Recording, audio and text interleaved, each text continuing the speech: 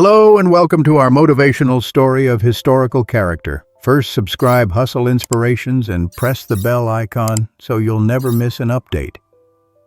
In our journey through history, we often hear about the great conquerors, the brilliant scientists, and the revolutionary leaders. But today, I want to tell you a story about someone you might not know. A person whose life was a testament to the power of perseverance, creativity, and the unwavering belief in one's own vision. Let's travel back to the late 19th century, to the dusty workshops of Paris. Our character, a young man named Emile Reynaud, wasn't born into wealth or privilege.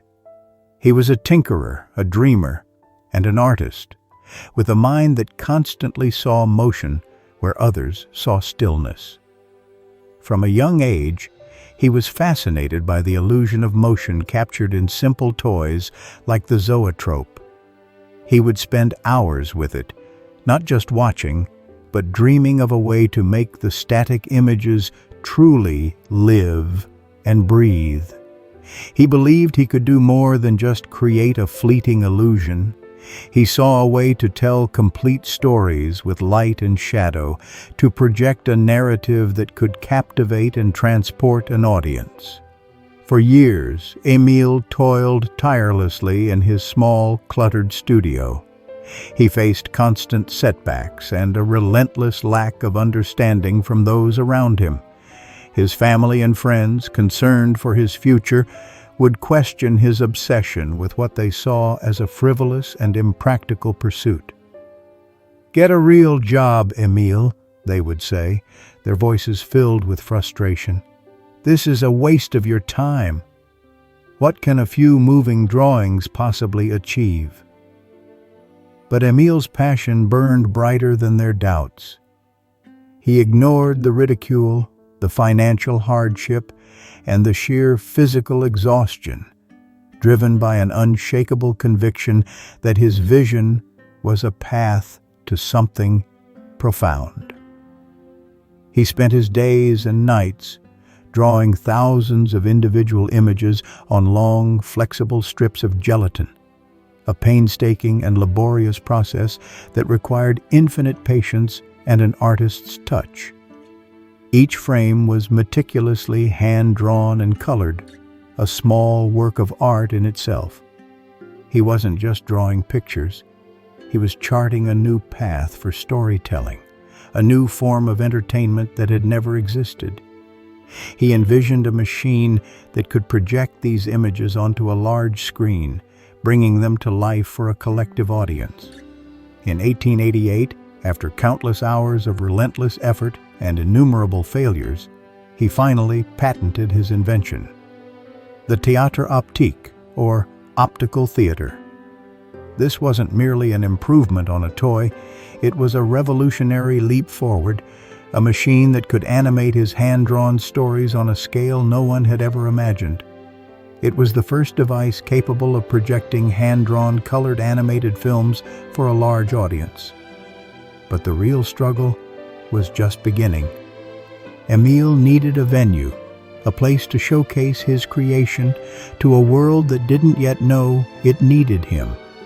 He knocked on countless doors, presenting his invention to theater owners and investors, only to be met with skepticism and rejection.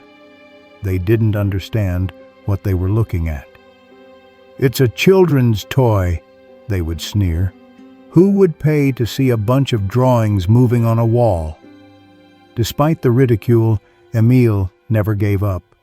He believed so deeply in his art that he took a massive risk, renting a small room in the basement of the famous Musée Grévin, a wax museum in Paris. He built his own screen, set up his projector, and prepared to show the world his magic. On October 28, 1892, Emile Reynaud premiered his first animated films. He called his shows Pantomimes Lumineuses, or Luminous Pantomimes. One of his most famous shorts was Pauvre Pierrot, Poor Pierrot, a simple, charming story about a love triangle. with a live pianist providing a score and Emile himself orchestrating sound effects, the experience was enchanting. The first audience was small, but their reaction was electric. They were mesmerized, the room filled with gasps of delight and excited chatter.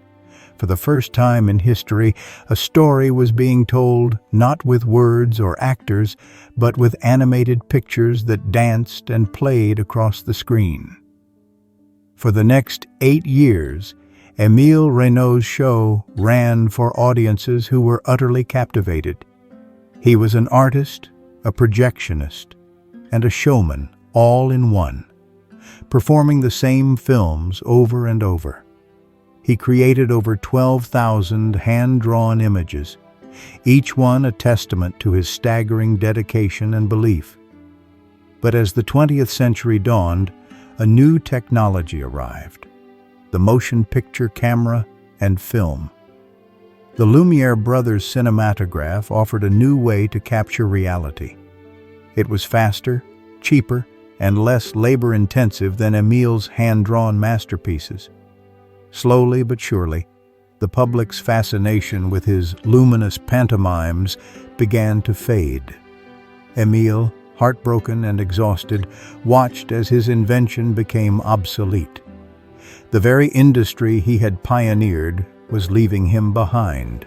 In a fit of despair, feeling as though his life's work had been for naught, he took his remaining beautiful hand-drawn films and threw them into the Seine River. The vibrant colors and delicate lines, the countless hours of labor, all sank to the bottom, lost forever. He died in poverty and obscurity in 1918, a forgotten pioneer. So, why tell this story?